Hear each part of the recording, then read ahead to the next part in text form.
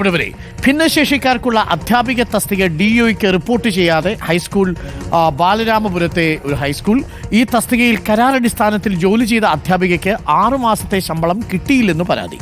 സർക്കാർ ശമ്പളം നൽകുമെന്ന് പറഞ്ഞാണ് ഉച്ചക്കട സ്വദേശി റീജയെ സ്കൂൾ മാനേജ്മെന്റ് ദിവസവേതന അടിസ്ഥാനത്തിൽ നിയമിച്ചത്. ഭിന്നശേഷിക്കാരുടെ തസ്തികയാണെന്ന കാര്യം മാനേജ്മെന്റ് മറച്ചുവെച്ചുവെന്നും പരാതിക്കാരി പറഞ്ഞു. 2023 ജൂലൈ 20 ഇവിടെ കയറുന്നത് ജോലിക്ക്.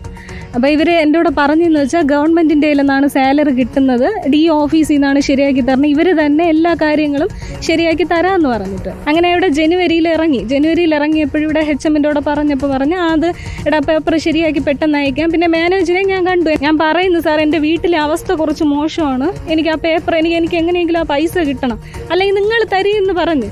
ഇതെല്ലാം കഴിഞ്ഞിട്ട് ജൂണിൽ ഇവരെന്നെ വീണ്ടും വിളിക്കുന്നു, രണ്ടാമത് ജോലി ചെയ്യാൻ ജൂണിൽ വിളിക്കുന്നു ഇവിടെ. അപ്പം ഞാൻ പറഞ്ഞ് സാർ എനിക്ക് സാലറി തരണം, കാരണം ഒരബദ്ധം എൻ്റെ ജീവിതത്തിൽ പറ്റി.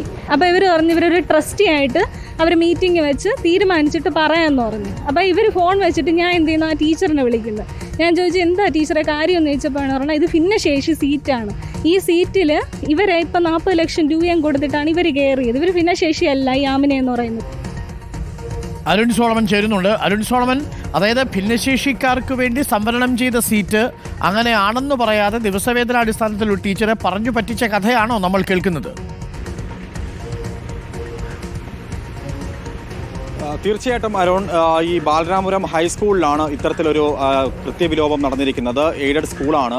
പ്രധാനമായിട്ടും 2018 നവംബർ 18 തന്നെ വലിയൊരു ഉത്തരവ് വന്നിരുന്നു. ഈ എയ്ഡഡ് സ്കൂളുകളിൽ അധ്യാപക നിയമനവുമായി ബന്ധപ്പെട്ട് ഭിന്നശേഷി സംവരണം ഉറപ്പുവരുത്തണം എന്നുള്ളത് തന്നെയാണ്. ഇതുമായി ബന്ധപ്പെട്ട് തന്നെ സംസ്ഥാന ഈ സാമൂഹ്യനീതി വകുപ്പ് പ്രധാനമായും ഉത്തരവിൽ പരാമർശിക്കുന്നത് 2018 നവംബർ 18 മുതലുള്ള എല്ലാ നിയമനവും അതിന് ഉപരി ഈ എയ്ഡഡ് മാനേജ്മെന്റിന് ഈ സീറ്റിൽ മറ്റൊരാളെ നിയമിക്കാനുള്ള ചുമതല ഇല്ല എന്നുള്ളത് തന്നെയാണ് പ്രധാനമായും ആ ഉത്തരവിൽ പരാമർശിക്കുന്നത്.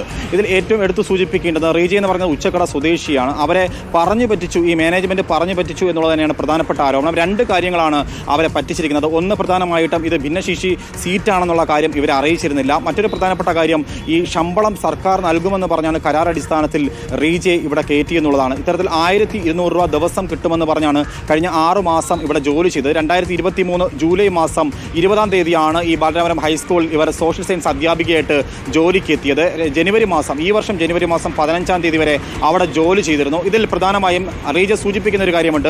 ആമിന എന്ന് പറയുന്ന ഒരു അധ്യാപിക ഇവർക്ക് മുന്നേ അവിടെ ജോലി ചെയ്തിരുന്നു. അവരുടെ മെറ്റേണിറ്റി ലീവിലാണ് ഈ കരാർ അടിസ്ഥാനത്തിൽ ഇവരെത്തുന്നത്. അവർ 40 ലക്ഷം രൂപ കൊടുത്താണ് ഈ ഭിന്നശേഷി സീറ്റിൽ ഇവരെത്തുന്നത്. അതായത് ഇവരെ സ്ഥിര നിയമനം നടത്തിയിരിക്കുന്നു എന്നുള്ളതാണ്. ആമിനെ സ്ഥിര നിയമനം നടത്തിയിരിക്കുകയാണ്. പ്രധാനമായും 2023 ഒക്ടോബർ മാസം ഇതുമായി ബന്ധപ്പെട്ട് എംപ്ലോയ്മെന്റ് എക്സ്ചേഞ്ച് വഴി ഭിന്നശേഷി സീറ്റിൽ ഭിന്നശേഷിക്കാരെ ഉറപ്പുവരുത്തണം, ആ അധ്യാപകരെ ഉറപ്പുവരുത്തണം എന്നുള്ളൊരു ഉത്തരവും വന്നിരുന്നു. ഈ 2 ഉത്തരവുകളെയും ലംഘിച്ചുകൊണ്ടാണ് ഈ മാനേജ്മെന്റ് പ്രവർത്തിച്ചതെന്നുള്ളതാണ് പ്രധാനമായും ഇപ്പോൾ നമുക്ക് അറിയാൻ കഴിഞ്ഞത്. ഇതിൽ പ്രധാനപ്പെട്ട മറ്റൊരു വസ്തുത ആരോൺ, ഇനി റീജയ്ക്ക് ഈ ശമ്പളം കിട്ടാൻ ഏക ഒരു വഴിയെന്ന് പറയുന്നത്, അല്ലെങ്കിൽ ഒരു സാധ്യത എന്ന് പറയുന്നത്, ആദ്യം തന്നെ ഇവിടെ ഒരു ഭിന്നശേഷി അധ്യാപികയെ സ്ഥിര നിയമനത്തിൽ എത്തിയാൽ മാത്രമേ ഇതിൽ ഇവർക്ക് നിയമന അംഗീകാരം പ്രധാനമായിട്ടും കിട്ടുകയുള്ളൂ. നിലവിൽ ഇവർ വിവരാവകാശം കൊടുത്തിരുന്നു DOയ്ക്ക് നേറ്റിങ്ങിൽ. ആ DOയ്ക്ക് കൊടുത്ത വിവരാവകാശത്തിന് മറുപടി കിട്ടിയിരിക്കുന്നതെന്ന് പറഞ്ഞാൽ ഇവർക്ക് നിയമന അംഗീകാരം ഇല്ല എന്നുള്ളതാണ്. ഇത് സംബന്ധിച്ച് മുഖ്യമന്ത്രിക്കും പരാതി നൽകി. ആ പരാതിയാണ് ഇപ്പോൾ ഫോർവേഡ് ചെയ്തത്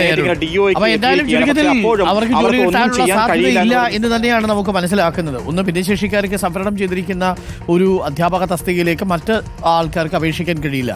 മാത്രമല്ല എയ്ഡഡ് സ്കൂളാണ്. ഇപ്പോൾ കേൾക്കുന്നതനുസരിച്ച് 40 ലക്ഷം രൂപ എന്നൊക്കെയാണ് കേൾക്കുന്നത്. ഒന്ന് ആലോചിച്ച് നോക്കി, 40 ലക്ഷം രൂപ കൊടുത്ത് നമ്മൾ പഠിപ്പിക്കാൻ പോയി അല്ലേ, എങ്ങനെ അത് മുതലാക്കുമെന്ന്.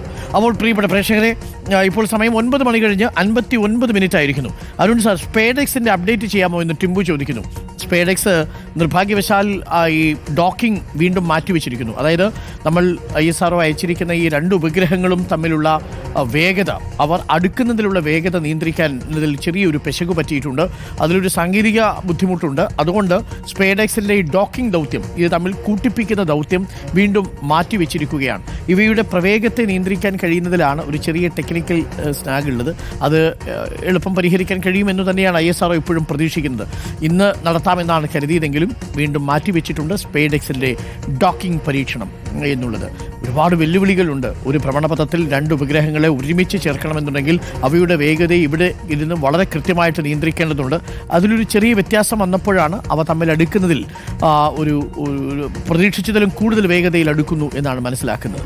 അപ്പോൾ അതുകൊണ്ട് തൽക്കാലത്തേക്ക് ആ ദൗത്യം മാറ്റിവെച്ചിരിക്കുന്നു.